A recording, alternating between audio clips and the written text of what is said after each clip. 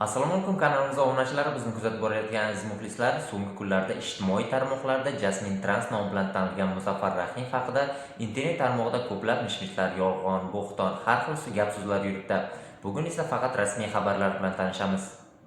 Hozirgacha rasmiy manbalar tomonidan tasdiqlangan ma'lumotlarga ko'ra, 2025-yil sentyabr oyida Muzaffar Rahimov va yana bir necha nafar O'zbekiston fuqarosi Turkiya huquqni muhofaza qiluvchi organlar tomonidan qo'lga olingani ma'lum qilingan. Rasmiy xabarlarda ular giyohvand moddalar va psixotrop vositalarining noqonuniy aylanmasi bilan bog'liq jinoyatlarda gumon qilingani bildirilgan. Shuningdek, tintuv jarayonida ashyoviy dalillar aniqlanib, ekspertizaga yuborilgani hamda gumon qilinuvchilar Istanbulning Maltepe tumanidagi jazoni ijro etish muassasasiga joylashtirilgani ma'lum qilingan. Biroq hozirgi kungacha ushbu ish bo'yicha rasmiy sud hukmi yoki aniq jazo chorasi e'lon qilingani haqida ochiq ma'lumot mavjud emas. Tergov jarayoni davom etayotgani bildirilgan. Ijtimoiy tarmoqlarda tarqalayotgan uzoq muddatga qamalda, ahvoli og'ir, ozodlikda, boshqa davlatda yuribdi kabi xabarlar esa rasmiy manbalar tomonidan tasdiqlanmagan.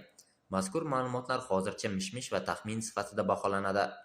Shu sababli Jasmin Trans bugun qanday ahvolda degan savolga rasmiy manbalarga tayangan holda beriladigan yagona javob u bo'yicha sud hukmi e'lon qilinmagan va ish yuzasidan tergov jarayoni haqida ilgari berilgan rasmiy ma'lumotlardan boshqa yangilangan tasdiq mavjud emas.